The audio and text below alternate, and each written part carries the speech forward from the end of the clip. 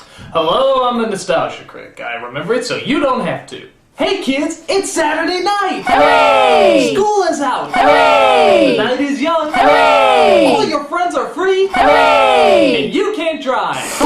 But thank God Nickelodeon's got you covered. For every Saturday night, Nickelodeon to give us Snick. Snick was a gathering of some of Nickelodeon's most popular shows, along with a few new ones, that would air every single Saturday night. Their symbol was an orange couch that was so tacky for any homeowner to take in that they left it outside. Now, I've already talked about some of these shows like Ren and Stimpy, Rugrats, and Clarissa Explains It All, but there were a lot of other shows that were thrown into the mix too. Shows that once again helped Nickelodeon get its identity. So let's start with one of Nickelodeon's biggest Let's start with this. Roundhouse. Roundhouse was a sketch show that was kind of like that improv group you've seen that isn't really funny but God knows they're trying. It was pretty much kids who performed in front of a live audience with no real sets, very few props, and practically no costumes. We were supposed to imagine all those. Like imagine that I have a remote control. Now imagine that I'm changing the channel. Oh wait, I don't. That's why we have concrete matter. Use it! They would perform sketches, musical numbers, and all sorts of other crap while trying to somehow convey a message. And now, a Wiggly community service announcement. Bored? Got nothing to do?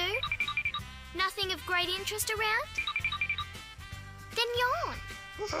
This has been a Wiggle Tip brought to you by Network Wiggles. Remember those lame self-esteem groups that would come to your school, do some sketches, and actually make you want to return to your class?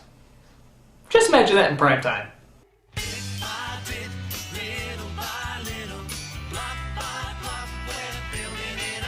Alright, this show is freaking me out. How about we take a look at something that isn't the least bit scary? There's a rat. Are You Afraid of the Dark?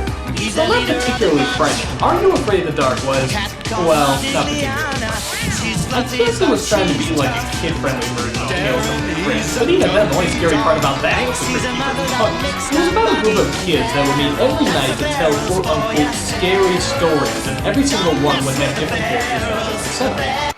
どういうことだ夢と責任と何の関係が Excuse me. That's pretty bad. Actually, his acting sounds a little familiar. I can't speak English やりたくない理由でもあるんですか It's like they had the same acting coach.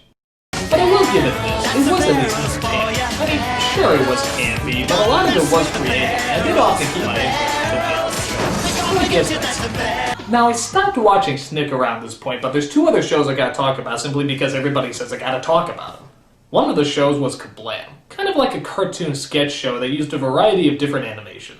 Now, the problem is I couldn't really find any full episodes. All I could find is a series of sketches called Action League, which kind of looks like my G.I. Joes beating up some Barbies, and another series of sketches called Prometheus and Bob, which is about an alien who's trying to teach a caveman how to evolve, but the caveman never catches on. Both of these sketches are funny, I guess, but like I said, I couldn't find anything else, so that's about all I can really talk about. The other show is called Kenan and Kel, based off of the two most popular actors off of all that. From what I can tell, it's about... Holy shit, is that Coolio? How the fuck did I get Coolio? I mean, seriously, this is the guy who said Gangsta's Paradise was too serious to be parodied, and then he's doing the opening of a kid show? How the hell does that work? Yeah, well, I was hesitant at first, but then I started watching the show all back. And I saw these boys really knew what it was like to suffer. Because Lord knows I suffered through a lot of them Good Burger sketches, and they know all about pain, boy. They know all about pain.